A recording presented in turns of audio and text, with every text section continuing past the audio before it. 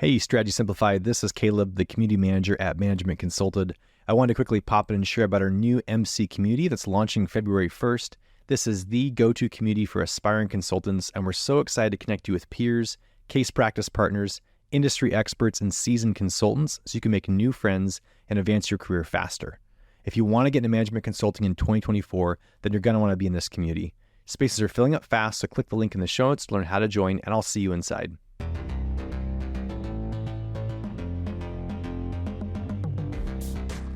There's a lot of negative Nancy's running around talking about these delayed start dates for consulting firms.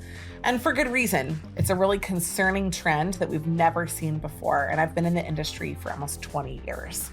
But overall, every downside includes an upside. And today we're going to focus on what you should do if firms delay your start dates, how you should think about using the time in between when you were supposed to start and when you'll now start, and actually what you can do tactically going forward to prepare yourself for the job and for opportunities you might not even know you want down the road.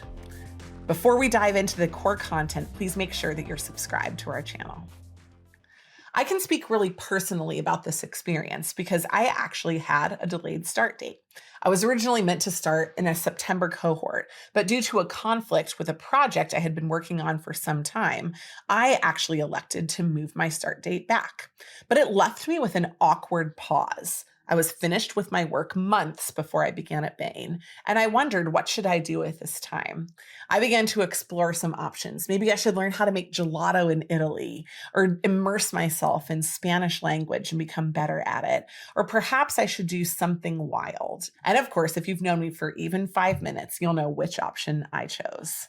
It was the wild one, and I sailed from Cape Town, South Africa to the Southern Caribbean. Today, I'm here to talk about these pauses that might surprise you. They're a little uncomfortable because they're not long enough to go do something that you might think of as meaningful, but they're not short enough to be a true vacation. They're somewhere in between, and that no man's land is harder for us to navigate. Let me give you a few ideas for what you could do if you're in a position with a delayed start date. First, let's talk about which firms have delayed start dates. Now, there are two parallels going on when a firm delays a start date. First of all, they're really valuing their people because they're saying, we're not going to cancel our arrangement with you. We pledge to bring you on. But they're also managing the needs of the broader business. And they're saying, we can't afford to bring you on now. We don't have enough work for you, and we're not sure exactly what's happening in the future. Some of the delay is because of client work, and some is because of natural attrition. Often after people get their bonuses, they'll take an option to leave, which frees up more human capital availability.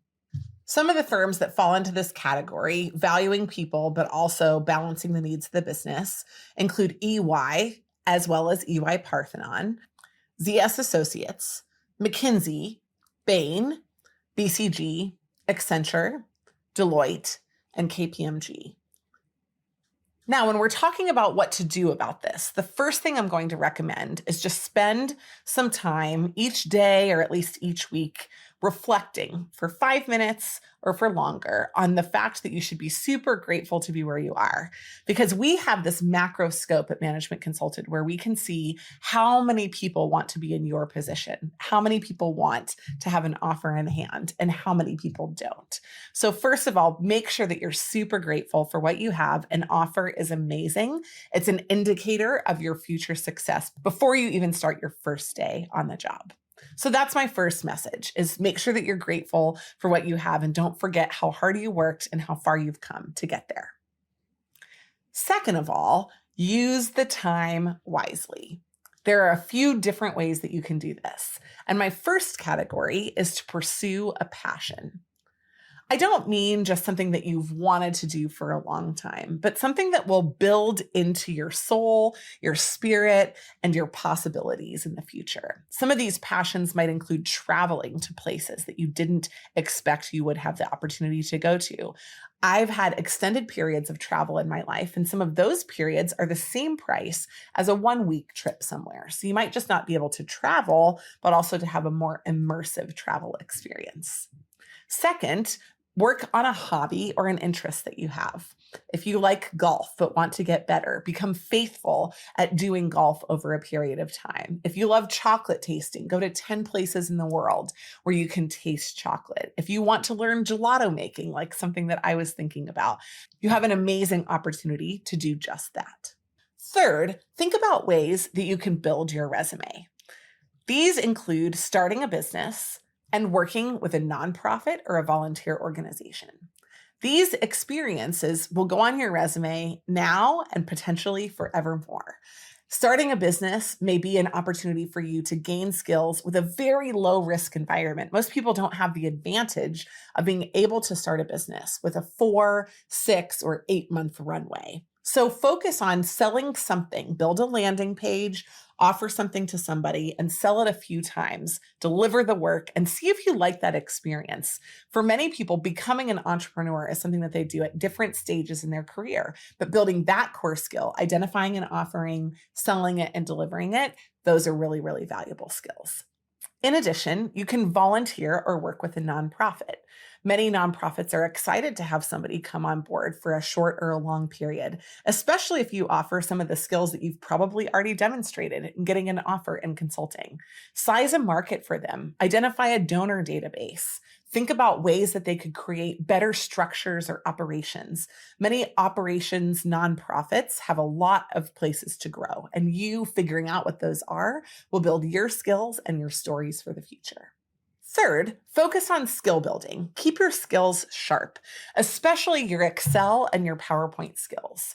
There are a lot of people who think about going into consulting, and then when they get there, they realize they're wholly unprepared. I'll raise my hand as one of the first people who was open to say, that was me. And trust me, I had a delayed start date. So I was sailing across the world instead of learning Excel. I have great stories to tell about it. I'm super glad I did it, but I am bummed that I didn't use any of the time to at least do some skill building. A management consultant, if you want some help with that, we can help. We have a program called Strategy Sprint where you can build skills on an actual consulting project. And we also have an e-course where you can work on your Excel modeling skills and your PowerPoint presentation skills. In addition, we have a one-on-one training program called Power Presentations, where we help you take a concept all the way through to delivery. It's the most transformational experience as you're thinking about joining a firm. Fourth, but certainly not least, chill out. When in the future are you going to have the opportunity to sleep in late every Tuesday, to wait to see what the day brings, to go into a park and look for a stranger to play chess with? Just chilling out and letting the days come to you and having something happen can certainly be a part of or your sole existence in this period. It wouldn't have been right for me, but I do want to mention that for those that don't have the opportunity to do that and have never tried, leaving some unstructured space can be incredibly compelling. So there you go. We've got 5 things that you can do. First, be grateful for what you have. Second, pursue your passions. Third, build your resume. Fourth, build skills. And 5, just chill out. If you need help thinking about how to structure this time or want some support to make sure you're adequately prepared for this and any other opportunity that will come your way in the future, let me just say from the other side that there's no time that's wasted time, even if you're in a gap. So make sure you make the most of it. And by the way, I'd love to hear what you decide to do. Thanks so much for joining. It's a tough job market, but when I talk to top performers, they're very clear. The opportunities they didn't take are the only ones they regret. You have an unlimited amount of opportunity in a very short amount of time. Make the most of it. Make sure you keep the big picture in view, focus on what you can control, and focus on going on an adventure for all of the rest.